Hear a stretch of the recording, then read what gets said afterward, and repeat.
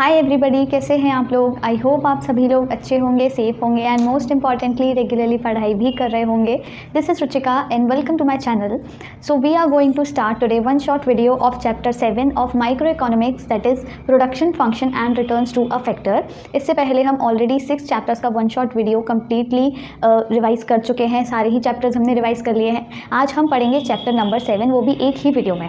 अब ये चैप्टर काफ़ी बड़ा है तो ऑफकोर्स ये वीडियो थोड़ा सा लॉन्ग हो ही जाएगा, बट आई ट्राई कि 1 घंटे के अंदर अंदर इसको हम वाइंड कर लें। हम सारी चीज़ें ज़्यादा लिख के नहीं पढ़ेंगे। मैं बहुत सारी चीज़ें आपको वर्बली समझा दूंगी, जैसे कि आपको दिमाग में बस रिकॉल हो जाए। राइट, आपको बस अपने नोट्स खोल के बैठना है, साथ ही साथ पढ़ते जाना है। अब जल्दी से स्टार्ट करते हैं बिना किसी देरी के। सबसे पहले हम समझते हैं प्रोडक्शन फंक्शन क्या होता है, फिर हम समझेंगे रिटर्न्स टू फैक्टर क्या होता है। अब प्रोडक्शन फंक्शन की जब हम बात करते हैं, आपको पता है किसी भी चीज़ का जब हम प्रोडक्शन करते हैं उसका आउटपुट हमको अगर चाहिए होता है तो हमको कुछ इनपुट्स भी लगाने पड़ते हैं। कुछ चीज़ें यूज़ करते हैं हम, उनको यूज़ कर करके हमको आउटपुट मिल जाता है। तो ये जो इनपुट और आउटपुट का रिलेशनशिप होता है ना, वही बताता है हमको प्रोडक्शन फंक्शन। तो बेसिकली ये हमको क्या बताता है, relationship between input and output. मतलब आप कितना इनपुट लगाओगे और आपको कितना आउटपुट मिलेगा, ये सारी चीज़ें बताता है हमको प्रोडक्शन फंक्शन। तो प्रोडक्शन फंक्शन क्या होता है, एक तो ये रिलेशनशिप बताता है बिटवीन इनपुट एंड आउटपुट, और साथ ही साथ ये एक फंक्शनल रिलेशन होता है। फंक्शनल रिलेशन बताता है हमको कि कैसे कैसे इनपुट्स आउटपुट को प्रोड्यूस करने के लिए फंक्शन करते हैं। मतलब कितना कितना आउटपुट हम लगाएं तो कितना कितना आउटपुट, कितने कितने इनपुट्स अगर हम लगाएं तो कितना आउटपुट मिलेगा। ये सारी चीज़ें कैसे फंक्शन करती हैं, तो प्रोडक्शन फंक्शन हमको एक फंक्शनल रिलेशनशिप बताता है। ठीक है, इसको हम कैसे रिप्रेजेंट करते हैं, इसको हम रिप्रेजेंट करते हैं QX is equals to FL, K। यानी कि ये जो QX है ना, यहाँ पर ये क्या है, ये है प्रोडक्शन, सॉरी ये है लेवल ऑफ आउटपुट, ये है तुम्हारा लेवल ऑफ आउटपुट। ठीक है, यहाँ पर आपका L क्या है, L इज़ योर लेबर। ठीक है, और K is your capital, labour और कैपिटल। तो अभी हम यहाँ पे एज्यूम करके चल रहे हैं कि हमारे पास ये सिर्फ 2 इनपुट्स हैं या फिर 2 फैक्टर्स ऑफ प्रोडक्शन है, लेबर और कैपिटल, जिनके थ्रू हम इतना level of output, QX level of output को प्रोड्यूस कर रहे हैं। ठीक है, तो आप इसको ऐसे भी लिख सकते हो, जैसे कि QX की जगह आप मान लो कुछ भी लिख दो आप कि 45 is equals to function of 6L and 3, या फिर आप लिख दो 4K। यानी कि 6 लेबर की यूनिट्स, L मतलब लेबर, 6 यूनिट्स ऑफ लेबर लगा के और 4 यूनिट्स ऑफ कैपिटल लगा के आप 45 यूनिट्स ऑफ आउटपुट प्रोड्यूस कर रहे हो। इसका मतलब ये होता है, हम इसको इस तरीके से रीड करते हैं कि क्या प्रेजेंट कर रहा है, रिप्रेजेंट कर रहा है आपका प्रोडक्शन फंक्शन। तो इसको हम ऐसे रीड करते हैं। तो ये हो गया आपका प्रोडक्शन फंक्शन, इसको हम ऐसे रीड करते हैं। ये एक फंक्शनल रिलेशन होता है, बताता है। और ये किसके बीच में रिलेशनशिप बताता है कि जो भी इनपुट्स हैं और जो भी वो इनपुट्स मिल करके, सारे इनपुट्स कंट्रीब्यूट कर रहे हैं, एक सर्टेन लेवल ऑफ आउटपुट आपको दे रहे हैं। उस इनपुट और आउटपुट के बीच में आपको रिलेशनशिप बताता है प्रोडक्शन फंक्शन। साथ ही साथ यहाँ पे क्या है, एक और चीज़ याद रखने वाली कि ये एक प्योरली टेक्निकल रिलेशनशिप है। ये जो रिलेशनशिप होता है ना इनपुट और आउटपुट के बीच का, ये टेक्निकल रिलेशनशिप होता है। अगर आपको कोई पूछे कि जो प्रोडक्शन फंक्शन हमको रिलेशनशिप बता रहा है इनका, इनपुट आउटपुट का, तो ये कैसा रिलेशन बता रहा है, कोई हो सकता है कहे कि भाई इकोनॉमिक रिलेशनशिप बता रहा है, और आप सही भी मान लोगे क्योंकि हम इकोनॉमिक्स में से पढ़ रहे हैं, पर ऐसा गलत है। ये हमको टेक्निकल रिलेशनशिप बताता है। और ये रिलेशनशिप जो होता है इन दोनों के बीच का जो रिश्ता है, ये रिश्ता कैसा कहलाता है, टेक्निकल। क्योंकि जब भी हम किसी भी चीज़ के प्रोडक्शन के बारे में बात कर रहे होते हैं तो हम देखते हैं कि कुछ सर्टेन आउटपुट उसमें, इनपुट्स उसमें हम लगा रहे हैं। कुछ हम लैंड लगा रहे हैं, कुछ कैपिटल यूज़ कर रहे हैं, कुछ लेबर, कुछ फंड्स, बहुत सारी चीज़ें होती हैं। तो ये सारी चीज़ें कौन बताता है, ये सारी चीज़ें एक इंजीनियर आपको बताएगा कि भाई इतना आप ज़मीन ले लो, इतनी लेबर काफ़ी रहेंगी, ठीक है, इतनी मशीनें ले लो। ये सारी चीज़ें हमको इंजीनियर बताता है, ना कि हमको कोई इकोनॉमिस्ट आपको ये बताएगा। ऐसा नहीं है, इकोनॉमिस्ट नहीं बताएगा, ये इंजीनियर बताएगा। इसीलिए ये एक टेक्निकल रिलेशनशिप होता है, ये दिमाग में रखनी है। ठीक है, ये कैसा होता है, टेक्निकल रिलेशनशिप होता है। साथ ही साथ ये जो हमारा प्रोडक्शन फंक्शन होता है, ये क्या करता है, इट कंसिडर्स टेक्नोलॉजी या फिर टेक्नोलॉजिकल इम्प्रूवमेंट्स। क्यों, क्योंकि देखो अगर अभी जैसे मैंने ये लिखा था 45 is equals to function of 6L 4K, यानी कि 6 लेबर और 4 कैपिटल की यूनिट्स मिल करके 45 यूनिट्स ऑफ आउटपुट दे रही हैं। पर अगर हम इन दोनों इनपुट्स के साथ, ये दोनों क्या है आपके इनपुट हैं, इन दोनों इनपुट के साथ में हम कुछ टेक्नोलॉजी भी यूज़ कर लें। अब अगर हम टेक्नोलॉजी यूज़ करते तो हमारा काम आसान होता है कि और मुश्किल होता है, आसान हो जाता है, यानी कि जल्दी हो जाता है, हमारी एफिशिएंसी इंप्रूव होती है। तो यानी कि यही 6 लेबर और 4 कैपिटल मिलकर के पहले 45 यूनिट्स बना रही थी, पर इन दोनों के साथ में हम कुछ टेक्नोलॉजी भी लगा दें तो ये 45 से और ज़्यादा भी बना सकती हैं, मान लो 55 बना दिया। तो यानी कि इससे क्या हुआ, आपका प्रोडक्शन फंक्शन चेंज हो गया। पहले 45 था, यहाँ प्रोडक्शन फंक्शन कुछ और था, अब 55 है, यहाँ अब प्रोडक्शन फंक्शन कुछ और है। इसका मतलब ये है कि ये टेक्नोलॉजी को भी कंसिडर करेगा, क्योंकि टेक्नोलॉजी हमेशा हमारे आउटपुट लेवल को इम्प्रूव कर देती है, हमारी एफिशिएंसी इंक्रीज़ कर देती है। कम टाइम में कम कॉस्ट के साथ हम ज़्यादा लेवल ऑफ आउटपुट प्रोड्यूस कर लेते हैं। तो इसीलिए ये सारी चीज़ें, ये पॉइंट्स आपको याद रखने हैं। ये एक रिलेशनशिप है बिटवीन इनपुट एंड आउटपुट। कैसा रिलेशनशिप है, फंक्शनल रिलेशनशिप है। इसको हम कैसे रिप्रेजेंट करते हैं, QX is equals to F, यानी कि function of L and K, यानी कि लेबर और कैपिटल। फिर आता है ये कैसा है, टेक्निकल आपका रिलेशनशिप है। साथ ही साथ ये क्या करता है, टेक्नोलॉजी को कंसिडर करेगा। ये हो गई किसकी बात, प्रोडक्शन फंक्शन की बात। अब इसके बाद एक टॉपिक आता है हमारा, या फिर एक कॉन्सेप्ट है जो आपको समझना है, fixed factor and variable factor. ठीक है, अब देखो ये फिक्स्ड और वेरिएबल फैक्टर्स क्या होते हैं, बहुत आसान टॉपिक है, आपको ज़्यादा दिमाग में खिचड़ी बनाने की ज़रूरत नहीं है। बहुत एक ईजी सा आपको एग्जांपल देते हैं।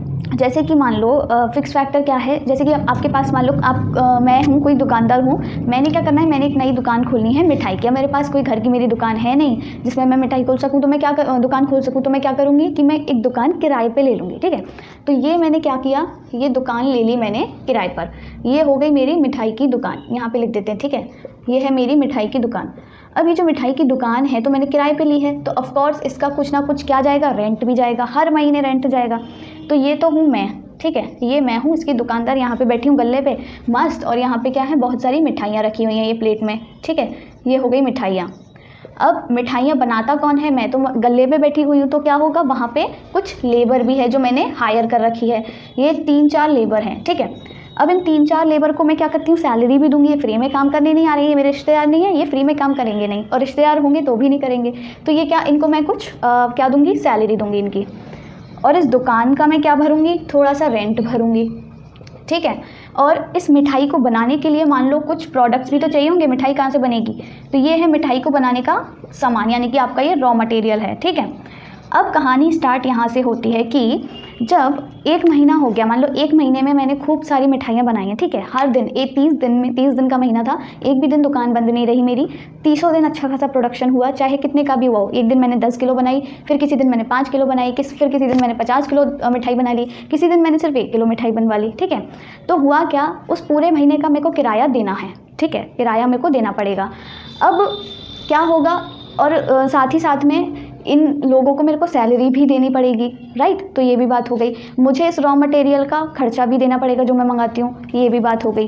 पर कभी अगले महीने में क्या हुआ, अगले महीने पूरे महीने मेरी दुकान बंद रही किसी भी वजह से। मान लो मेरे घर में शादी थी, तो मैंने 1 महीने के लिए दुकान बंद कर दी, तो क्या होगा, यहाँ पर ये जो लेबर है ये तो आएगी नहीं, तो मैं इसको सैलरी नहीं दूंगी उस महीने जिस महीने मैंने कुछ काम नहीं किया। ये जो रॉ मटेरियल है ये मैं मंगाऊंगी नहीं, तो इसका भी खर्चा मैं नहीं दूंगी। पर क्या ऐसा हो सकता है कि मैं इस दुकान का रेंट ना दूं? नहीं हो सकता, क्योंकि उसने तो मेरे को दुकान अपनी किराए पे दी है। उसको मतलब नहीं है कि मेरी दुकान खुली रहती है, मेरी दुकान बंद रहती है, मैं दुकान में मिठाई बनाऊँ, मैं दुकान में स्कूटर बनाऊँ, मैं शादी करूँ, पार्टी करूँ, कुछ भी करूँ, उसको कोई मतलब नहीं है। उसको मतलब है अपने रेंट से, तो यानी कि रेंट मुझे फिर भी देना पड़ेगा। इससे समझ क्या आता है कि ये जो रेंट वाली दुकान है ना, ये क्या है, आपका फिक्स्ड फैक्टर है। यानी कि चाहे मेरा लेवल ऑफ प्रोडक्शन 0 हो या फिर लेवल ऑफ प्रोडक्शन इनफाइनाइट हो, मुझे ये फैक्टर यूज़ करना ही करना है, और इसके लिए पे भी करना पड़ेगा। इसका जो भी खर्चा है वो बेयर करना पड़ेगा, इसकी कॉस्ट बेयर करनी पड़ेगी। तो वो हो जाता है फिक्स्ड फैक्टर, यानी कि वो फैक्टर्स जिनका यूज़ या फिर जिनका एप्लीकेशन तभी भी बरकरार रहे जब आप कोई प्रोडक्शन नहीं कर रहे हो। चाहे प्रोडक्शन लेवल 0 हो, चाहे प्रोडक्शन लेवल आपका 0 हो, 1 हो, 2 हो, और ऐसे कर करके इनफाइनाइट हो, और आपको वो फैक्टर यूज़ करना पड़ रहा है, तो वो हो जाएगा फिक्स्ड। ठीक है, चाहे अब आपका प्रोडक्शन लेवल 0 हो, 1 हो, 2 हो, इनफाइनाइट हो, और आपको वो क्या कहते हैं, वो जो फैक्टर है ना 0 लेवल पर यूज़ करना नहीं पड़ रहा है। ठीक है, 0 लेवल पर, 0 लेवल ऑफ प्रोडक्शन पे वो फैक्टर यूज़ करना नहीं पड़ रहा है। जैसे कि लेबर हो गया, ये क्या है, आपका वेरिएबल फैक्टर है। आपने कहा कि भाई आज दुकान बंद रहेगी, आज मत आना, इसका खर्चा आपका नहीं लगा, आपने इस फैक्टर को, लेबर को यूज़ नहीं किया। रॉ मटेरियल जो था ये आपका वेरिएबल फैक्टर था, वेरिएबल इनपुट है, इसको आपने मना कर दिया कि भैया सामान नहीं चाहिए मेरे को, मैं तो दुकान बंद रख रहा हूँ इतने टाइम के लिए। तो ये क्या हुआ, उस दिन आपका लेवल ऑफ प्रोडक्शन क्या था, 0 था, लेवल ऑफ आउटपुट 0 था, तो आपने इसका खर्चा बेयर नहीं किया, इस फैक्टर को यूज़ नहीं किया। तो 0 लेवल पर जब यूज़ नहीं होता वो कहलाता है आपका वेरिएबल फैक्टर। इतनी सी बात समझ में आ गई। तो यानी कि फिक्स्ड फैक्टर क्या है, फिक्स्ड फैक्टर वो फैक्टर्स होते हैं जिनका यूज़ या एप्लीकेशन तभी भी कंटिन्यू रहता है जब आपका लेवल ऑफ प्रोडक्शन 0 हो और कितना भी हो, मतलब ठीक है, उनका यूज़ कंटिन्यू रहेगा। पर ऐसे फैक्टर्स जिनको आप चेंज कर सकते हो, जिनका यूज़ आप खुद से चेंज कर सकते हो, चाहे आपका लेवल ऑफ प्रोडक्शन 0 हो या कितना भी हो, ठीक है, तब आप क्या करोगे, वो फैक्टर आपका कहलाता है वेरिएबल फैक्टर। ये बात आपको समझ आ गई होगी। अब फिक्स्ड और वेरिएबल फैक्टर हमने पढ़ लिया। अब इसके बाद एक और आपका कॉन्सेप्ट आता है short run and long run. अब ये शॉर्ट रन और लॉन्ग रन क्या है, देखो शॉर्ट रन और यहाँ पे है लॉन्ग रन, ठीक है, इनके बीच को हमको कुछ डिफरेंसेस भी पढ़ने हैं, शॉर्ट रन और लॉन्ग रन के बीच के। तो देखो शॉर्ट रन और लॉन्ग रन क्या है, शॉर्ट रन ये समझ लो शॉर्ट पीरियड ऑफ टाइम है, लॉन्ग रन क्या है, लॉन्ग पीरियड ऑफ टाइम है। पहली बात बेसिक डिफरेंस, ठीक है। अब शॉर्ट रन और लॉन्ग रन में क्या होता है, शॉर्ट रन में आप ये कह सकते हो कि जो आपका आउटपुट है ना, output is increased only by the use of, only by the increase in variable factor, ठीक है, only by the increase in variable factors. ऐसे समझो कि जैसे आपको क्या करना है, आपका घर है, ठीक है, आपके घर में क्या कहते हैं, मेहमान आने वाले हैं, मम्मी ने आपको फ़ोन किया बाहर से, आप घर पे अकेले हो, आपकी मम्मी ने आपको फ़ोन किया कि ना कुछ मेहमान आ रहे हैं, तो आपसे मम्मी ने कहा कि ना ऐसा करते हैं घर को थोड़ा सा सेट कर दो, सजा दो। अब आपके घर में बहुत तहस नहस हो रखी है, तो आपने छोटी मोटी जो चीज़ें हैं ना, जैसे सोफ़ा पे नया कवर लगा दिया, नई बेडशीट बिछा दी, पर्दे वर्दे चेंज कर दिए, ठीक है, ये छोटा मोटा काम है, आपने फटाफट से क्या किया, इनको चेंज कर दिया, ठीक। तो आपने क्या किया, अपना घर सजाया, किसको चेंज करके, ये छोटा मोटा सामान चेंज करके। पर क्या आप इतने शॉर्ट पीरियड में, शॉर्ट कॉल में आप अपनी दीवारों को सजा सकते थे, दीवारों पे पेंट वेंट कर सकते थे क्या, नहीं, ये बहुत लंबा काम है, इसके लिए ज़्यादा टाइम चाहिए। तो यानी कि वो जो दीवारों पे पेंट वाला काम है ना, ये समझ लो वो फिक्स्ड फैक्टर है, और ये जो आपने सोफ़ा कवर, बेडशीट, ये सब चीज़ें चेंज कर ली ना, ये वेरिएबल फैक्टर है। तो शॉर्ट पीरियड में हम अपना आउटपुट कैसे इंक्रीज़ कर सकते हैं, हम अपने घर को कैसे सजा सकते हैं, बाकी छोटा मोटा काम करके, यानी कि वेरिएबल फैक्टर्स को चेंज करके, ठीक है, वेरिएबल फैक्टर्स को चेंज कर लिया तो हम शॉर्ट रन में अपना आउटपुट बढ़ा लेंगे। पर हम शॉर्ट रन में फिक्स फैक्टर को के साथ कोई छेड़छाड़ नहीं कर सकते। हम 1-2 घंटे में या एक दिन में भी पूरे घर में पेंट नहीं करवा सकते, है ना। अपने दीवार की अगर पपड़ियाँ झड़ रही हैं तो उनको सेट नहीं करवा सकते, उनको सही फिक्स नहीं करवा सकते। तो ये हो गया फिक्स फैक्टर। तो शॉर्ट रन में क्या होगा, आउटपुट तभी इंक्रीज़ होता है जब आप इंक्रीज़ इन वेरिएबल फैक्टर होता है, मतलब आउटपुट में चेंज तभी आएगा जब आपके वेरिएबल फैक्टर में चेंज आएगा। और इस केस में क्या रहता है, fixed factor remains constant. Obviously जो आपकी दीवारें हैं, दीवारों का पेंट नहीं हो सकता है, तो वो क्या रहेंगी, कांस्टेंट ही रहेंगी। तो ये तो आपको समझ आएगा कि शॉर्ट रन में क्या होता है। अब सिमिलरली इन दोनों पॉइंट्स को आप अगर लॉन्ग रन में रख के देखो, अब लॉन्ग रन में क्या होगा, मान लो आपके रिश्तेदारों ने कॉल किया आपको 6 महीने पहले कि हम तुम्हारे घर आएंगे, तो आप वो जो छोटा मोटा सामान है ना, बेडशीट के कवर, बेडशीट और सोफ़ा कवर और ये वो सारी चीज़ें, पर्दे वर्दे, ये सब तो चेंज कर ही लोगे। ये तो शॉर्ट रन में भी कर पा रहे थे, तो लॉन्ग रन में भी कर लोगे, 6 महीने में भी कर लोगे आराम से। पर इस 6 महीने में जो आपका फिक्स्ड फैक्टर था ना, दीवारों पे पेंट वाला, वो भी आप चेंज कर सकते हो। यानी कि यहाँ पे क्या होता है, आपका जो आउटपुट होता है ना, output is increased by increasing both factors, यानी कि कौन कौन से, आपके फिक्स्ड एंड वेरिएबल। यानी कि फिक्स्ड को भी चेंज कर सकते हो आप लॉन्ग रन में, और आप वेरिएबल को भी चेंज कर सकते हो, दोनों ही चेंज हो सकते हैं। और जब दोनों चेंज हो सकते हैं तो फिक्स्ड वाला फिक्स्ड तो रहा नहीं, वेरिएबल तो पहले ही वेरिएबल था, इधर भी वेरिएबल था, उधर भी वेरिएबल था, ठीक है, यानी कि वो चेंज हो सकता था। यानी कि सोफ़ा कवर और बेडशीट दोनों जगह चेंज हो सकते थे। पर फिक्स्ड वाला यहाँ तो फिक्स्ड था, दीवारें वगैरह, पर वो फिक्स्ड यहाँ पे जाके क्या फिक्स्ड रही नहीं, वो भी चेंज हो गई, वो भी वेरिएबल बन गई, उसको भी हम चेंज कर सकते हैं। तो यहाँ पे क्या होता है, फिक्स्ड फैक्टर बिकम्स वेरिएबल। यहाँ पे जो फिक्स्ड फैक्टर होता है ना, यहाँ पे आके वो भी वेरिएबल बन जाता है। यानी कि लॉन्ग रन में जो फिक्स्ड फैक्टर और वेरिएबल फैक्टर अभी जो हमने पढ़ा, उनके बीच का ना डिफरेंस ही खत्म हो जाता है, आप ये समझ लो, ठीक है, उन दोनों के बीच का डिफरेंस ही खत्म, सारी ही फैक्टर्स अब यहाँ पे वेरिएबल हो गए हैं। आप ऐसे भी लिख सकते हो, ऑल बिकम वेरिएबल, सारे ही फैक्टर्स यहाँ पे वेरिएबल बन गए हैं, कोई ना फिक्स्ड है ना कोई कुछ है, सब वेरिएबल है, सब चेंज हो जाएगा 6 महीने में। तो ये बात हो गई फिक्स्ड की और वेरिएबल की। बेसिक जो डिफरेंस है।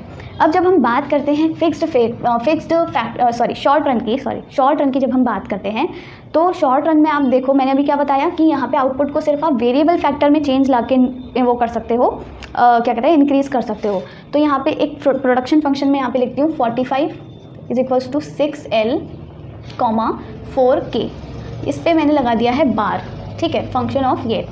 अब यहाँ पे इसके ऊपर बार मैंने क्यों लगाया है, यहाँ पे मैंने बार इसीलिए लगाया है, ये दिखा रहा है कि ये वाला फैक्टर हमारा फिक्स्ड है, यानी कि कैपिटल हमारी फिक्स्ड है और लेबर तो हमारी वेरिएबल होती है, हम अपनी मर्जी से कम ज़्यादा कर सकते हैं। अगर हम चाहें कि हमको हमारा प्रोडक्शन ज़्यादा बढ़ता जा रहा है तो मैं और लेबर को एम्प्लॉय कर लूँगी।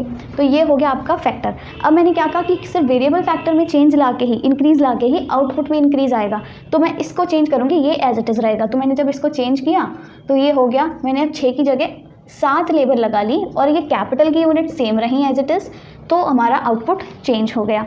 इससे आपको क्या समझ आया? इससे आपको ये समझ आया कि यहाँ पे ये जो शॉर्ट रन होता है ये कैसा होता है, वेरिएबल प्रपोर्शंस ऑफ फैक्टर, ठीक है, वेरिएबल प्रपोर्शंस ऑफ फैक्टर होता है। मतलब शॉर्ट रन में जो फैक्टर का जो प्रपोर्शन होता है वो वेरिएबल होता है। कैसे? आप देखो, ये जो लेबर और कैपिटल का रेशियो है, यहाँ पे क्या है, labour is to capital ratio आपने पढ़ा है ना, लेबर और कैपिटल का रेशियो क्या आ रहा है यहाँ पे 6:4, यहाँ पे क्या आ रहा है 7:4। आप क्या करोगे, हर बार इसमें चेंज लाओगे सिर्फ लेबर में, तो हर बार लेबर में जब चेंज आएगा तो हर बार रेशियो में भी चेंज आ जाएगा, यानी कि यहाँ पे क्या हो जाएगा, वेरिएबल प्रपोर्शंस ऑफ फैक्टर, ठीक है। यहाँ पे क्या है, वेरिएबल प्रपोर्शंस टाइप फैक्टर, ठीक है, वेरिएबल प्रपोर्शंस टाइप फैक्टर। अब यहाँ पे इसी तरह यहाँ पे अगर हम देखें, यहाँ पे मैंने क्या बताया, आउटपुट कैसे इंक्रीज़ होता है, दोनों को इंक्रीज़ करके। तो मान लो पहले था आउटपुट आपका 3 लेबर और 2 कैपिटल का जब आप यूज़ कर रहे थे तब आप 45 यूनिट्स ऑफ आउटपुट प्रोड्यूस कर रहे थे। यहाँ पे मैंने बार इसीलिए नहीं लगाया क्योंकि यहाँ कुछ भी फिक्स्ड नहीं है, यहाँ पे फिक्स्ड वाला फिक्स था, यहाँ पे तो सब वेरिएबल है ना। अब इसी तरह आपने क्या किया, दोनों को बढ़ाया तो आपका आउटपुट भी बढ़ गया, दोनों को बढ़ा लिया आपने। यहाँ पे हो गया आपका 6L, यहाँ पे हो गया 4K। तो इससे क्या हुआ, आपका यहाँ पे इनपुट तो बढ़ा पर आउटपुट भी साथ में बढ़ गया, यानी कि दोनों इनपुट्स बढ़ाने से आपका आउटपुट बढ़ गया। अब एक चीज़ यहाँ पे नोटिस करने वाली है कि यहाँ पे जो आपका रेशियो है दोनों का वो सेम रहेगा। देखो, लेबर और कैपिटल का रेशियो क्या आ रहा है, यहाँ पे अगर हम लेबर कैपिटल का रेशियो देखें तो क्या आ रहा है, इसमें भी 3:2 आ रहा है, ठीक है। और इसमें भी देखो 6/4 करो, 6/4 यानी कि 3/2, 2 से कैंसिल करेंगे तो 3:2 आएगा। यानी कि यहाँ पे जो आपका क्या कहते हैं रेशियो आता है वो कैसा आता है, फिक्स्ड प्रपोर्शन, यानी कि जो प्रपोर्शन है वो फिक्स्ड है, fix proportion type production function. तो यहाँ पे इधर आप प्रोडक्शन फंक्शन लिख सकते हो, प्रोडक्शन फंक्शन। तो यहाँ पे क्या है, आपका लेबर और कैपिटल का रेशियो वेरिएबल रहता है, चेंज होता रहता है, क्योंकि आप इसको बढ़ा रहे हो, सिर्फ फिक्स्ड को फिक्स्ड रहने दे रहे हो। तो क्या होगा, आपका जो प्रोडक्शन फंक्शन है उसका जो प्रपोर्शन होगा, प्रोडक्शन फंक्शन का जो प्रपोर्शन होगा वो वेरिएबल होगा। यहाँ पे प्रोडक्शन फंक्शन का प्रपोर्शन फिक्स्ड रहेगा, हमेशा सेम आएगा। अब जब हम बात करते हैं कि शॉर्ट रन की, शॉर्ट रन में जो हमको रिटर्न्स टू स्केल मिलते हैं ना, रिटर्न्स टू स्केल वो क्या होते हैं, कांस्टेंट रिटर्न्स टू स्केल, ठीक है। कांस्टेंट नहीं, सॉरी, यहाँ पे कांस्टेंट नहीं, यहाँ तो हमको वेरिएबल रिटर्न्स टू स्केल है, वेरिएबल रिटर्न्स टू स्केल। और यहाँ पे हमको क्या है, कांस्टेंट रिटर्न्स टू स्केल मिलते हैं। अब ये वेरिएबल और कांस्टेंट रिटर्न्स टू स्केल का मतलब क्या है,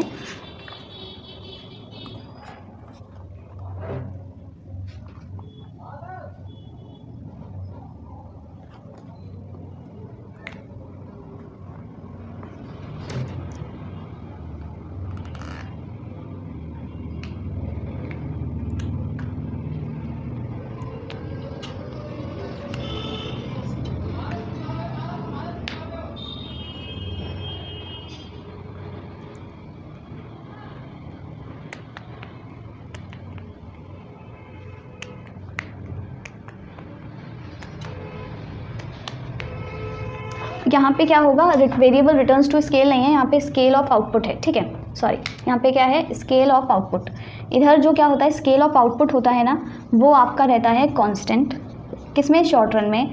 और यहाँ पे अगर हम लॉन्ग रन की बात करें तो स्केल ऑफ आउटपुट कैसा रहता है, वेरिएबल, अब ये स्केल ऑफ आउटपुट क्या है? स्केल ऑफ आउटपुट मतलब आप ये समझ लो, जो भी आपका प्लांट है ना, आपकी फैक्ट्री बेसिकली जहाँ पे आप काम कर रहे हो, या फिर आपका जो फिक्स्ड फैक्टर है, जैसे लैंड हो गई जो आपकी, वो क्या है? फिक्स्ड फैक्टर है। उसका आप साइज़ की जब हम बात करते हैं तो वो होता है स्केल, ठीक है। हम कहते हैं ना लार्ज स्केल पे, यानी कि लार्ज साइज़।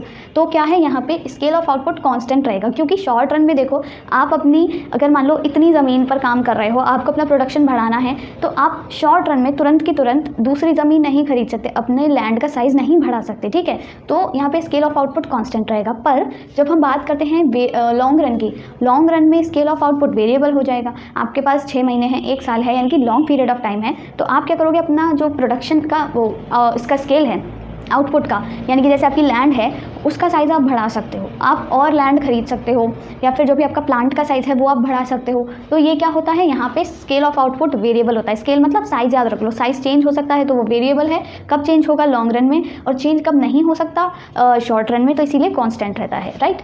और एक और चीज़ यहाँ पर है कि जब हम शॉर्ट रन की बात करते हैं तब हम पढ़ते हैं रिटर्न्स टू अ फैक्टर, और जब हम लॉन्ग रन की बात करते हैं तब हम बात करते हैं रिटर्न्स टू स्केल। अब ये रिटर्न्स टू फैक्टर और रिटर्न्स टू स्केल क्या है?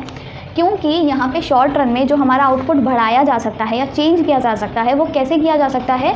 सिर्फ वेरिएबल फैक्टर में चेंज लाके। हम यहाँ पे साइज़ को चेंज नहीं कर सकते, हम स्केल को चेंज नहीं कर सकते, वो कांस्टेंट रहेगा। कैसे चेंज कर सकते हैं? सिर्फ इस फैक्टर में, वेरिएबल फैक्टर में चेंज लाके हम आउटपुट चेंज कर सकते हैं। इसीलिए यहाँ पे क्या है, रिटर्न्स टू अ फैक्टर की हम बात करते हैं शॉर्ट रन में।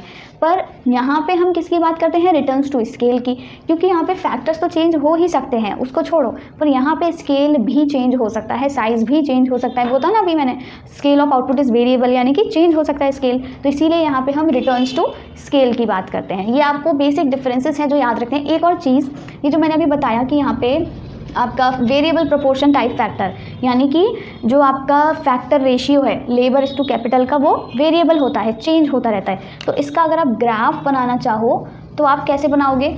यहाँ पे तो देखो आपका है कैपिटल, ठीक है, यहाँ पे एक्स एक्सिस पे है आपका लेबर, तो क्या होगा, यहाँ पे क्या फिक्स्ड है? कैपिटल फिक्स्ड है, तो इसका ग्राफ बनेगा ऐसा। कैपिटल फिक्स्ड है, कैपिटल उतनी ही रहेगी चाहे आप कितना भी लेबर एम्प्लॉय कर लो, आप कितनी भी लेबर बढ़ाते जाओ, कितनी भी लेबर घटाते जाओ, कैपिटल उतनी ही रहेगी। तो यहाँ पे क्या है, capital labour capital ratio fixed है, सॉरी वेरिएबल है, मतलब चेंज होता जा रहा है। पर यहाँ पे क्या है, लेबर कैपिटल रेशियो हमेशा फिक्स्ड रहेगा। ये है आपका कैपिटल, यहाँ पे है आपका लेबर, तो ये ऐसा है।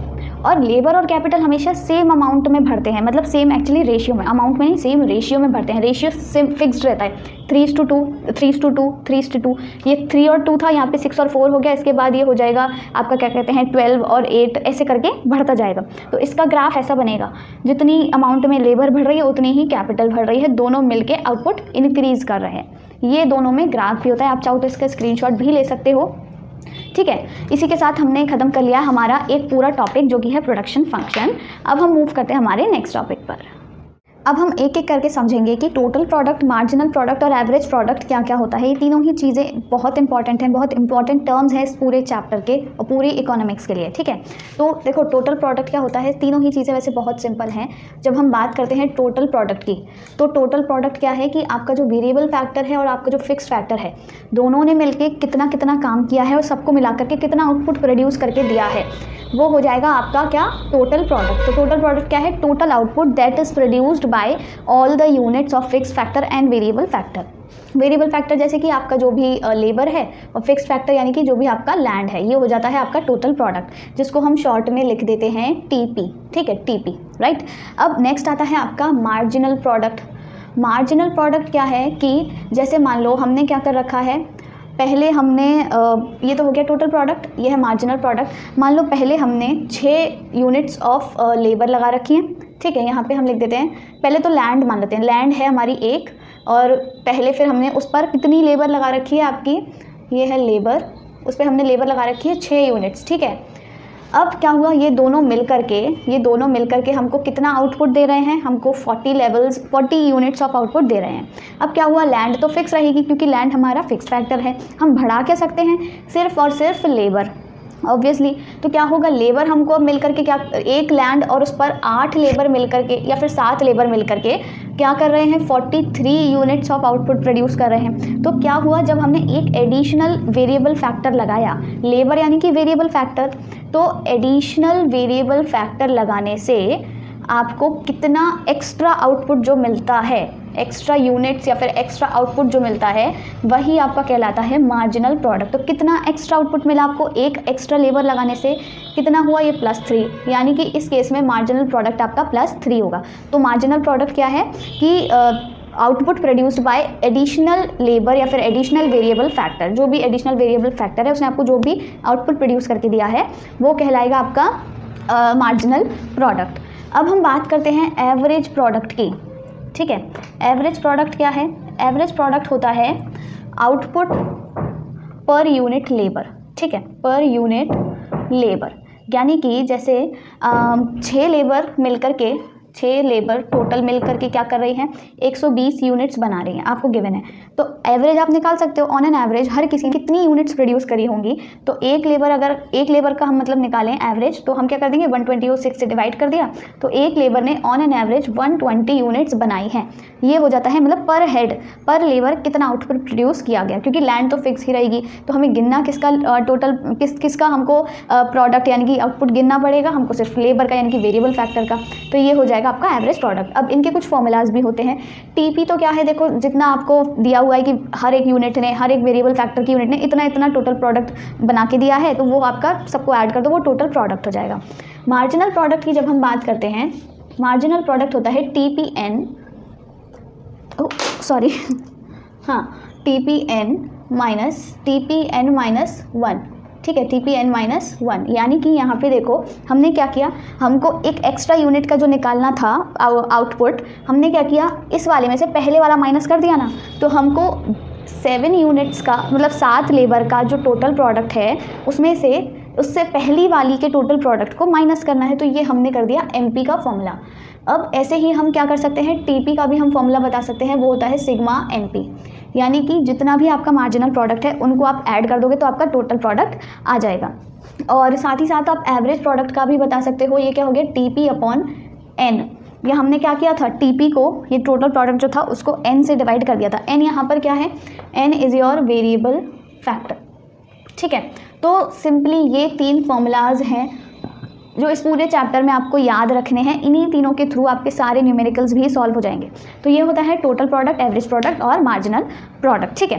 तो ये सारी चीज़ आपको समझ आ गई होंगी। अब मैं इसका न्यूमेरिकल्स वगैरह हम लोग बाद में कर लेंगे। न्यूमेरिकल्स के लिए मैंने सोचा है एक अलग से वीडियोज़ बना देंगे हर चैप्टर में, जितने जो भी न्यूमेरिकल्स हैं उसके हिसाब से, ठीक है। न्यूमेरिकल्स वगैरह हम बाद में कर लेंगे। अब हम बात करेंगे नेक्स्ट किसकी, रिटर्न्स टू फैक्टर। देखो हमने प्रोडक्शन फंक्शन पढ़ लिया ना, नेक्स्ट आगे क्या है, रिटर्न्स टू अ फैक्टर। जब हम रिटर्न्स टू अ फैक्टर की बात करते हैं, इसे हम और क्या बोलते हैं, law of variable proportions, law of variable proportions. अब लॉ ऑफ वेरिएबल प्रोपोर्शंस क्या होता है, देखो अभी जब मैंने आपको शॉर्ट रन और लॉन्ग रन वाली कहानी सुनाई थी, तो शॉर्ट रन में हमने क्या पढ़ा था कि जो प्रोपोर्शन था वो वेरिएबल था। यानी कि शॉर्ट रन में लैंड तो आपकी फिक्स थी, फिक्स फैक्टर तो फिक्स रहता है शॉर्ट रन में, पर आपका चेंज क्या हो रहा था, वेरिएबल फैक्टर। तो उन दोनों के चक्कर में क्या हो रहा था, आपका प्रोपोर्शन चेंज होता जा रहा था। पहले आपने लेबर जो आपकी 6 थी, कैपिटल आपकी 4 थी, फिर आपकी लेबर 7 हो गई, कैपिटल फिर भी 4 रही, फिर आपकी लेबर 8 रही तो कैपिटल 4 रही। ऐसे करके आपका क्या है, रेशियो चेंज होता जा रहा है हर बार, ठीक है, ये रेशियो चेंज होता जा रहा है। तो इसी के वजह से हमारा पैदा होता है एक ये नया लॉ, जिसे हम कहते हैं वेरिएबल प्रोपोर्शन, क्योंकि ये सारे प्रोपोर्शंस वेरिएबल हैं, चेंज्ड हैं, है कि नहीं। तो इसी से यहीं से हमारा आता है लॉ ऑफ वेरिएबल प्रोपोर्शन। यानी कि ये समझ आ गया होगा आपको कि लॉ ऑफ वेरिएबल प्रोपोर्शन कहाँ एग्जिस्ट करेगा, सिर्फ शॉर्ट रन के केस में ही, क्योंकि लॉन्ग रन में तो क्या होता है भाई, दोनों ही फैक्टर वेरिएबल हो जाते हैं और जो हमारा प्रोपोर्शन होता है वो फिक्स्ड कांस्टेंट रहता है, ठीक है। तो अब हम बात करेंगे लॉ ऑफ वेरिएबल प्रोपोर्शन की। अगर हम सिंपली अगर इसका स्टेटमेंट देखें तो ये हमसे क्या कहता है कि जैसे जैसे हम extra unit of variable factor use करते हैं, उनका एप्लीकेशन करते रहते हैं अपने प्रोडक्शन में, तो क्या होता है, इनिशियली हमारा टोटल प्रोडक्ट बढ़ेगा और हमारा मार्जिनल प्रोडक्ट भी बढ़ेगा, ठीक है। पर एक पॉइंट ऐसा आएगा जहाँ पे मार्जिनल प्रोडक्ट मैक्सिमम हो जाएगा और उसके बाद जाके मार्जिनल प्रोडक्ट गिरने लग जाएगा, मतलब डिक्लाइन होना शुरू हो जाएगा और धीरे धीरे क्या होगा कि हमारा मार्जिनल प्रोडक्ट नेगेटिव भी हो सकता है, ठीक है। यानी कि शुरू में टोटल प्रोडक्ट भी बढ़ेगा। अब इसका एक एग्जाम्पल देख लेते हैं, बेस्ट वो सबसे सही रहेगा। ये है आपका देखो फिक्स फैक्टर, ठीक है, फिक्स फैक्टर है। फिक्स फैक्टर आप ले लो कोई भी लैंड, ठीक है, यहाँ पे ये हो गया आपकी लैंड। फिर आता है हमारा वेरिएबल फैक्टर, ये हो गया आपका जैसे कि लेबर, 1 2 3 4 5 6 7, ठीक है। इसकी तो यूनिट सेम रहनी है, आपको पता ही है, ठीक है। ये हो गया 1 1 1 1, ठीक। अब बात आती है टोटल प्रोडक्ट की। तो मैंने आपसे क्या कहा कि इनिशियली तो टोटल प्रोडक्ट बढ़ेगा, तो क्या होगा, टोटल प्रोडक्ट हम बढ़ा देते हैं 50 90 120 140 150 150 और 147, ये हो गया टोटल प्रोडक्ट। अब जब हम देखो मार्जिनल प्रोडक्ट निकालेंगे, पहले मार्जिनल प्रोडक्ट कैलकुलेट करने थे। मैंने अभी क्या बताया, TPN माइनस TPN माइनस 1, यानी कि उससे पहले वाला आपको माइनस करना है, हमेशा माइनस करते चलना है। तो जब हम इसकी बात करेंगे तो यहाँ पे पहले क्या आ जाएगा, मार्जिनल प्रोडक्ट, अच्छा नो सॉरी, ये आपने गलत ले लिया है। यहाँ पे क्या था 2 5 9 14 15 15 14, ठीक है। अब जब हम बात करते हैं मार्जिनल प्रोडक्ट की, तो देखो फर्स्ट जो आपकी यूनिट है उस पर तो MP सेम रहेगा एज इट इज़, ठीक है। तो ये हो गया 2, इसमें क्या है, हमें पहले वाला माइनस करते चलना है, यानी कि 5 - 2 3, 9 - 5 4, 14 - 9 कितना हो गया 5, 15 - 4 आपका 1, फिर यहाँ पे कितना हो गया 0 और ये हो गया -2। अब लॉ ऑफ वेरिएबल प्रोपोर्शन हमसे क्या कहता है कि इनिशियली जैसे जैसे आप एक्स्ट्रा यूनिट्स बढ़ाते जाओगे वेरिएबल फैक्टर की, तो क्या होगा, TP तो बढ़ेगा, साथ ही साथ MP भी बढ़ेगा, बढ़ रहा है, ठीक है, हमें नज़र आ रहा है। पर उसके बाद क्या होगा, एक सर्टेन लेवल पर आके MP मैक्सिमम हो जाएगा और TP बढ़ना बंद कर देगा, स्टॉप कर देगा। उसके बाद क्या होगा, TP डिक्लाइन होगा और MP भी डिक्लाइन होगा, इवन नेगेटिव भी हो सकता है। ये कहता है हमारा लॉ ऑफ वेरिएबल प्रोपोर्शन। तो अगर हम यहाँ पे देखें तो देखो इतने हिस्से में अगर हम देखें तो यहाँ पे क्या है, आपका MP इंक्रीज़ कर रहा है, ठीक है, MP इंक्रीज़ कर रहा है। अगर हम इतने हिस्से में देखें, हाँ इतने हिस्से में देखें तो यहाँ पे क्या है, MP डिक्रीज़ कर रहा है, MP इज़ डिक्रीजिंग। और अगर हम फिर इतने हिस्से को देखें तो यहाँ पे क्या है, MP हमारा नेगेटिव है, ठीक है। ये तीनों चीज़ें आपको समझ आ रही होंगी। अब ऐसा है, यानी कि MP इंक्रीज़ कर रहा है, यहाँ पे MP डिक्रीज़ कर रहा है, MP नेगेटिव है, तो इससे हमको क्या हो रहा है, यहाँ पे हमको कैसे रिटर्न्स मिलेंगे, यहाँ पे हमको मिलेंगे increasing returns to a factor, ठीक है, increasing returns to a factor. यहाँ पे हमको कैसे रिटर्न्स मिलेंगे, यहाँ पे मिलेंगे हमको decreasing returns to a factor, और यहाँ पे हमको कैसे रिटर्न्स मिलेंगे, negative returns to a factor. तो ये आपको याद रखना है, जब MP इंक्रीज़ होगा तो हमको इंक्रीजिंग रिटर्न्स टू फैक्टर मिलेंगे, जब MP डिक्रीज़ होगा तो हमको डिक्रीजिंग रिटर्न्स मिलेंगे या फिर डिमिनिशिंग आप कह सकते हो, और जब MP नेगेटिव हो जाएगा तो हमको नेगेटिव रिटर्न्स मिलना स्टार्ट हो जाएंगे। समझ आ गया। तो ये कहानी क्या है, देखो पहले तो शुरू से मान लो कहाँ तक आप देखो, पहले तो एक लेबर लग रही थी तो उसने भाई 2 यूनिट्स बना दी। फिर दूसरी लेबर आई तो दोनों ने मिलके तो 5 यूनिट बनाई, पर दूसरी लेबर ने अकेले कितनी बनाई है, 3 यूनिट्स बनाई है, यानी कि कुछ एक्स्ट्रा काम आपको करके ही दिया है। फिर जब तीसरी लेबर आई तो उसने भी कुछ एक्स्ट्रा काम करके दिया, आपको एक और एक्स्ट्रा यूनिट बना के दे दी। ये अब क्या हुआ, जब चौथी लेबर आई तो चौथी लेबर ने क्या किया, उसने भी एक्स्ट्रा यूनिट आपको बना करके दी, ऑफ कोर्स, यानी कि 5 आपने बना दी। पर इससे हुआ क्या, 5वीं जब आई ना उसने काम बिगाड़ दिया। अब आप सोचो कि किसी लैंड पे अगर सिर्फ 4 लोगों की ही ज़रूरत है, ये लैंड है, इसके कल्टीवेशन के लिए सिर्फ 4 लोग ही ज़रूरत हैं, 4 लोगों में काम हो जाएगा। तो अगर 4 से एक एक्स्ट्रा इंसान आ जाएगा तो क्या वो कुछ काम करके देगा आपको, नहीं, क्योंकि 4 लोग तो मस्त काम कर रहे थे, 4 लोगों की ही ज़रूरत है। 5वां जब आएगा वो काम बिगाड़ेगा ही, आसपास के जो 4 लोग होंगे उनको बातों में लगा लेगा, कहेगा यार काम वाम छोड़ो, होता रहेगा, गप्पे मारते हैं, तो वो मिलके क्या करेंगे, काम बनाएंगे नहीं, उल्टा कम कर देंगे। तो क्या हुआ, इसीलिए MP आपका कम हो गया, और एक्स्ट्रा बुला लोगे तो और कम होता जाएगा, और इसीलिए वो नेगेटिव में जाता जा रहा है। तो इससे आपको क्या समझ आता है कि जब आपको अगर किसी सर्टेन काम के लिए इतने लोग चाहिए, यानी कि इतना वेरिएबल फैक्टर चाहिए, 4 वेरिएबल फैक्टर चाहिए, तो जब तक 4 से कम थे लोग तब तो MP बढ़ेगा, TP बढ़ेगा, जैसे ही 4 आ जाएंगे तो क्या हो जाएगा, एमपी मैक्सिमम हो जाएगा। देखो 4 आ गए तो एमपी मैक्सिमम हो गया। जैसे ही 4 से ज़्यादा आएंगे तो एमपी नेगेटिव में जाना शुरू हो जाएगा, कोई काम वाम नहीं करेगा, सब बैठ के गप्पे मारेंगे। ये कहता है हमारा लॉ ऑफ वेरिएबल प्रोपोर्शंस, और इनसे हमको पता चल जाता है कि हर केस में हमको कैसे कैसे रिटर्न्स मिलने वाले हैं। ठीक है, ये हो गई कहानी ख़त्म यहाँ पे। अब इसी का हम एक ग्राफ समझ लेते हैं, जो कि समझना बहुत इंपॉर्टेंट है, टीपी और एमपी का, यानी कि टीपी और एमपी ग्राफिकली कैसे वर्क करते हैं। तो ये जो ग्राफ है ये मैं इस टेबल के बेसिस पे नहीं बना रही हूँ, मैं सिंपली एक ग्राफ बना रही हूँ जो आपको समझना है। ये है, देखो ग्राफ, ये है ग्राफ टीपी का, ठीक है, और इसी के नीचे मैं बना दूँगी ग्राफ एमपी का। एक के नीचे एक बनाने हैं। सबसे पहले तो आपको यहाँ पे है आपका टोटल प्रोडक्ट, यहाँ पे है आपका मार्जिनल प्रोडक्ट, यहाँ पे है आपका लेबर, और यहाँ भी है आपका लेबर। ठीक है, ये हो गया। अब जब बात आती है टोटल प्रोडक्ट का ग्राफ कैसा बनेगा, वो बनता है कुछ इस तरीके का, यानी कि यहाँ से स्टार्ट होगा, इस तरीके का बनेगा आपका टोटल प्रोडक्ट का ग्राफ। ठीक है, अब टोटल प्रोडक्ट का जब ग्राफ बनेगा तो यहाँ पे आपको 3 पार्टीशंस करने पड़ेंगे। अभी हमने 3 पार्टीशंस किए थे ना, इंक्रीजिंग, डिक्रीजिंग और नेगेटिव, तो उसी तरीके के आपके यहाँ पे भी 3 पार्टीशंस करने पड़ेंगे। उसी से आप बनाओगे एमपी का ग्राफ। अब देखो एमपी का ग्राफ कैसा बनता है, एमपी का ग्राफ बनेगा कुछ इस तरीके से, ये यहाँ से होके जाएगा। ठीक है, इस पॉइंट पे आके ये दोनों मिलेंगे। थोड़ा सा टेढ़ा हो गया वैसे, ऐसे मान लेते हैं। ठीक है, ये है आपका एमपी का ग्राफ, ये है आपका टीपी का ग्राफ। ये है ओरिजिन, ये है पॉइंट L1, ये है L2, ये भी है L1, ये है L2, ये है पॉइंट E, ये है पॉइंट F, ये है G और ये है H। ठीक है, अब देखो हम स्टार्ट करते हैं कहानी, वही जो अभी हमने लॉ पढ़ा है ना, वही मैं समझाने वाली हूँ ग्राफ के थ्रू। स्टार्टिंग में देखो क्या हो रहा है, जब हमारे पास सिर्फ OL1 लेबर लगी हुई है तो क्या हो रहा है, इनिशियली टीपी इंक्रीज़ हो रहा है और क्या हो रहा है, एमपी भी इंक्रीज़ हो रहा है। आप साथ साथ यहाँ भी देखते चलो, जब एक सर्टेन लेवल ऑफ आपका वेरिएबल फैक्टर यानी कि लेबर लगी हुई है तो इनिशियली आपका टीपी भी इंक्रीज़ हो रहा है और एमपी भी इंक्रीज़ हो रहा है। फिर क्या हुआ, इस पॉइंट पे आके ये L1 पॉइंट पे आके, मतलब L1 लेवल ऑफ लेबर पे आके आपका क्या हुआ, टीपी ने बढ़ना स्टॉप कर दिया। इंक्रीज़ तो हो रहा है पर अब इंक्रीज़ करना स्टॉप कर दिया इंक्रीजिंग रेट पर, अब वो डिक्रीजिंग रेट पे बढ़ना शुरू कर दिया उसने। ठीक है, और यहाँ पे क्या हुआ, ई पॉइंट पे आके एमपी हो गया है आपका मैक्सिमम। अब जब एमपी मैक्सिमम हो गया है तो उसके बाद क्या हुआ, हमने और लेबर लगाई, L1 के आगे हम L2 के पास जा रहे थे, यहाँ भी हम L1 से L2 पे जा रहे हैं, जैसे हम यहाँ से और आगे आगे जा रहे हैं। तो क्या हुआ, टीपी अभी भी बढ़ रहा है हालांकि, पर एमपी क्या हुआ, डिक्रीज़ होना स्टार्ट हो गया। टीपी देखो अभी भी बढ़ रहा है पर एमपी डिक्रीज़ होना स्टार्ट हो गया है, दिखाई दे रहा है। अब क्या हुआ, उसके बाद हम लोग आ गए जी लेवल ऑफ मतलब जी पॉइंट पर और L2 वाली लेबर पे, L2 वाली लेबर पे आ गए।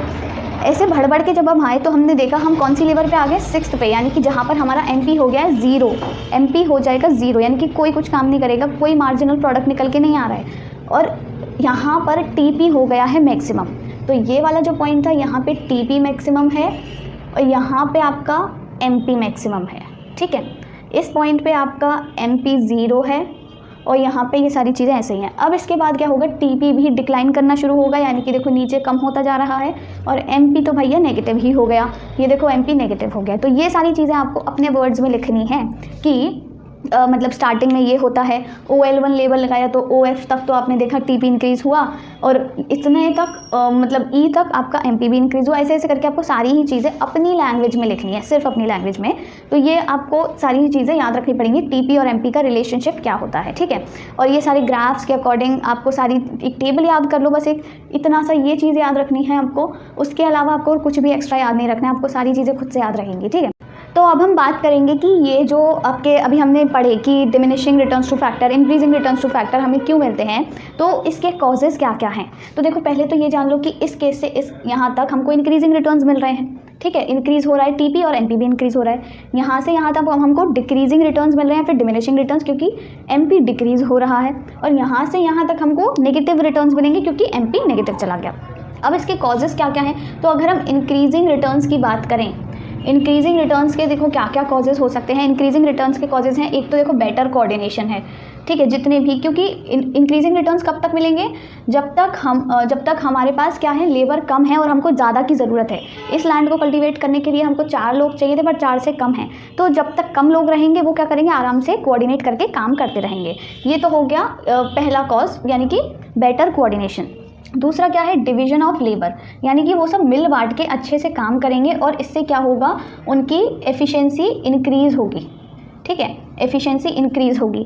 और एक और ये कि वो लोग क्या करेंगे, फुलर यूटिलाइजेशन करेंगे जो भी आपका रिसोर्स है, फिक्स्ड फैक्टर है उसका, यानी कि उस लैंड को पूरी तरीके से यूटिलाइज कर लेंगे। मतलब ऐसा नहीं है कि एक्स्ट्रा लोग बैठ रहे हैं, लैंड कम पड़ रही है, ठीक है, पर ये एक्स्ट्रा लोग कब हो जाएंगे, जब हमको डिमिनिशिंग रिटर्न्स मिलेंगे। तो अगर हम डिमिनिशिंग रिटर्न्स की बात करें, डिमिनिशिंग रिटर्न्स के कॉजेज़ की बात करें, तो डिमिनिशिंग रिटर्न्स के कॉजेज़ क्या क्या हो सकते हैं। एक तो देखो भाई, ज़्यादा लोग आ गए तो दोनों सब में पुअर कोऑर्डिनेशन हो गया, पहली चीज़, ठीक है। उसमें बेटर कोऑर्डिनेशन था, यहाँ पे कोऑर्डिनेशन पूरा हो गया, मतलब सॉरी पुअर हो गया, क्योंकि 4 की ज़रूरत थी, 5-6 आ गए, सब ने काम तहस-नहस कर दिया, कोई बात मतलब काम नहीं कर रहा, सब गप्पे मार रहे हैं, तो ये हो गया पुअर कोऑर्डिनेशन। एक आता है आपका इम्परफेक्ट फैक्टर सब्सटीट्यूटेबिलिटी, ठीक है, सब्सटीट्यूटेबिलिटी मतलब कि सब्सटीट्यूट करना, मतलब सब्सटीट्यूटेबिलिटी, हाँ ठीक है, सब्सटीट्यूट करना मतलब कि फिक्स्ड फैक्टर को और वेरिएबल फैक्टर को सब्सटीट्यूट करना, यानी कि लैंड की जगह लेबर, लेबर की जगह लैंड। तो यहाँ पे हम क्या यहाँ पे हम ये नहीं कर सकते कि हम लैंड को बढ़ा दें और वेरिएबल फैक्टर को कम कर दें, या फिर लैंड की जगह वेरिएबल फैक्टर यूज़ कर लें, मतलब लैंड की जगह लेबर यूज़ कर लें और लेबर की जगह लैंड यूज़ कर लें, ऐसे हम नहीं कर सकते हैं। यहाँ पे फैक्टर की जो सब्सटीट्यूटेबिलिटी है वो इम्परफेक्ट है, इसीलिए हम क्या करेंगे, यहाँ पर हमको डिमिनिशिंग रिटर्न्स मिलते हैं। और एक फैक्टर क्या आते हैं हमारे पास, fixity of factor, fixity of factor, यानी कि जो हमारा फिक्स्ड फैक्टर है वो तो लिमिटेड ही है ना, वो फिक्स्ड रह गया है। लैंड तो इतनी सी ही है, उस पर 4 लोगों की ज़रूरत थी और एक्स्ट्रा आ गए हैं, तो हम और लैंड कहाँ से लाएं, लैंड तो फिक्स ही रही। तो फिक्सिटी ऑफ फैक्टर एक ऐसा कॉज है जो कि लीड करता है हमको डिमिनिशिंग रिटर्न्स के लिए, ठीक है, डिमिनिशिंग रिटर्न्स मिलते हैं हमको इससे। तो ये हो गया हमारा इसके कॉजेज़, इंक्रीजिंग रिटर्न्स के कॉजेज़ और डिमिनिशिंग रिटर्न्स के कॉजेज़। अब देखो हम बात करते हैं, नेक्स्ट है, अब हम बात करेंगे इस लॉ के, ये जो हमने लॉ पढ़ा है अभी, रिटर्न्स टू फैक्टर वाला, यानी कि लॉ ऑफ वेरिएबल प्रोपोर्शंस, इसके ना कुछ अजम्पशंस भी हैं, और अजम्पशंस के बाद इसके कुछ क्या कहते हैं, पोस्टपोनमेंट्स, या फिर जिन्हें आप लिमिटेशंस कह सकते हो, जहाँ पर ये लॉ काम नहीं करेगा, ठीक है, वो भी है। तो जब हम बात करते हैं सबसे पहले इसके लॉ के अजम्पशंस की, अजम्पशंस, तो पहला अजम्पशन क्या है कि जो फैक्टर रेशियो है ना, फैक्टर रेशियो यानी कि लेबर और कैपिटल का जो रेशियो है वो चेंज हो सकता है, इट कैन बी चेंज, ठीक है, वो चेंज हो सकता है। दूसरा है कि जो वेरिएबल फैक्टर है ना, तो उसकी जितनी भी यूनिट्स होती है ना वो होमोजीनियस होनी चाहिए, यानी कि देखो जैसे हम 6 वेरिएबल फैक्टर यूज़ कर रहे थे, वेरिएबल फैक्टर मतलब लेबर हो गया, पर वेरिएबल फैक्टर तो कुछ भी हो सकता है ना। अब 6 यूनिट्स तो आपकी लेबर थी, 7वीं यूनिट वेरिएबल फैक्टर में आपने कुछ और लगा दी, लेबर की जगह कुछ और लगा दिया, तो वो होमोजीनियस नहीं रहा, है तो वेरिएबल पर होमोजीनियस नहीं है, लेबर की जगह कुछ और वेरिएबल फैक्टर लगा दिया आपने, तो वेरिएबल फैक्टर होमोजीनियस ही होना चाहिए। और यहाँ पे एक और अजम्पशन ये है कि जो टेक्नोलॉजी है ना वो आपकी कांस्टेंट होनी चाहिए, it should not be changed, जो स्टेट ऑफ टेक्नोलॉजी है वो कांस्टेंट रहनी चाहिए, यानी कि टेक्नोलॉजी कांस्टेंट रहे। पर अब ऐसा तो हो नहीं सकता, टेक्नोलॉजी कभी कांस्टेंट नहीं रहती, तो यही इसके क्या बन जाते हैं, कुछ पोस्टपोनमेंट्स बन जाते हैं, यानी कि वो सिचुएशंस जहाँ पे ये लॉ वर्क नहीं करेगा। कौन सा पहला सिचुएशन है जहाँ पर लॉ वर्क नहीं करेगा, कि जो टेक्नोलॉजी है ना वो कांस्टेंट रह ही नहीं सकती, इट कांट बी कांस्टेंट। वो क्या होती है, टेक्नोलॉजी इंप्रूव करती रहती है, और जब टेक्नोलॉजी इंप्रूव करती रहेगी इससे क्या होगा, हमारा जो रेशियो है वो चेंज होगा, और साथ ही साथ इससे प्रोडक्शन फंक्शन पे भी असर पड़ेगा। तो क्या होगा, इसमें प्रॉब्लम आ जाएगी, इस लॉ में प्रॉब्लम आ जाएगी, जो लॉ हमने पढ़ा, ठीक है, उसमें प्रॉब्लम आ जाएगी। जैसे कि अभी हमने पढ़ा था कि 4 लेबर से ज़्यादा अगर हम लगा देंगे, क्या कहते हैं, 4 लेबर से अगर हम ज़्यादा लगा देंगे लेबर, तो हमारा एमपी डिक्लाइन होना शुरू हो जाएगा। पर उसी केस में अगर हम टेक्नोलॉजी भी इन्वॉल्व कर ले तो एमपी डिक्लाइन नहीं होगा, तब एमपी हमारा डिक्लाइन नहीं होगा, तब एमपी इंक्रीज ही होगा। तो इसीलिए ये इसका एक पोस्टपोनमेंट बन जाता है। इसी तरह एक और पोस्टपोनमेंट इसका क्या है, एक इसका पोस्टपोनमेंट है कि अगर जो हमारा फिक्स फैक्टर है ना उसका हम सब्सटीट्यूट निकाल लें कोई, क्योंकि देखो अभी तो क्या है, फिक्स फैक्टर का कोई सब्सटीट्यूट नहीं है, लैंड का कोई सब्सटीट्यूट नहीं है, लैंड को आप लैंड की जगह सिर्फ लैंड ही यूज़ कर सकते हो और कुछ यूज़ नहीं करोगे, लैंड की जगह और क्या यूज़ करोगे। तो फिक्स फैक्टर का अभी तक कोई सब्सटीट्यूट नहीं था, पर अगर सब्सटीट्यूट आ जाता है, हमारा, तो क्या होगा, इससे उनका जो वेरिएबल फैक्टर और फिक्स फैक्टर का रेशियो जो है वो गड़बड़ा जाएगा और इससे ये लॉ भी गड़बड़ा जाएगा जो हमने पढ़ा। तो इसीलिए क्या होगा यहाँ पर कि आपका क्या कहते हैं, ये जो लॉ है ये इसके पोस्टपोनमेंट से, क्योंकि देखो लॉ में हमने पढ़ा फिक्स फैक्टर तो सेम रहता है, बस वेरिएबल फैक्टर की यूनिट बढ़ानी है और आपका क्या हो जाएगा, जो MP है वो बढ़ेगा, फिर बाद में डिक्लाइन होगा, फिर नेगेटिव होगा, पर फिक्स फैक्टर वहाँ कांस्टेंट रहेगा। तो यहाँ पर क्या है, फिक्स फैक्टर का सब्स्टिट्यूट मिल गया है तो कुछ गड़बड़ होगी। तो इसीलिए इस केस में क्या होता है, हमारा प्रोडक्शन, ये जो लॉ है वेरिएबल प्रोपोर्शंस का, ये मात खा जाता है, यहाँ पर ये वर्क नहीं करता। तो इसीलिए आपको ये अजम्पशंस और ये पोस्टपोनमेंट्स भी याद रखने हैं, इससे भी क्वेश्चंस आ सकते हैं। और मैं आपको ग्राफ वगैरह बता ही चुकी हूँ। देखो TP का ग्राफ कैसा बनता है, TP का ग्राफ बनता है कुछ ऐसा, TP का ग्राफ यहाँ से, हाँ TP का ग्राफ ऐसा बनता है, फिर MP का ग्राफ आपका बनेगा ऐसा, ठीक है, MP का ऐसा बनता है। पर आपका जो AP का ग्राफ बनता है ना, AP का ग्राफ अगर आप बनाओगे तो वो ऐसा बनेगा। वो पहले तो जो MP है ना, पहले तो AP से ज़्यादा होगा, देखो पहले MP जो है वो AP से ऊपर है, बाद में जाके ये दोनों बराबर हो जाएंगे और फिर क्या होगा, AP ज़्यादा हो जाएगा MP से, MP तो नेगेटिव में चला गया, AP ऊपर रह गया। तो ये भी आपको AP का ग्राफ भी पढ़ लेना है, ये भी चीज़ें याद रखनी है। और इसी के साथ आपका ये चैप्टर ख़त्म होता है। काफ़ी बड़ा चैप्टर था, बहुत सारी चीज़ें, हो सकता है छोटी मोटी चीज़ें छूट गई हो। अगर आपको कोई कन्फ्यूजन है, डाउट है तो आप कॉमेंट करके पूछ सकते हो, या फिर आपको इंस्टाग्राम का यूज़र नेम नज़र आ रहा होगा तो आप उस पर पर्सनली टेक्स्ट करके भी पूछ सकते हो। सो अगर आपको वीडियो अच्छा लगा हो तो do give it a like and do not forget to subscribe to my channel. Thank you.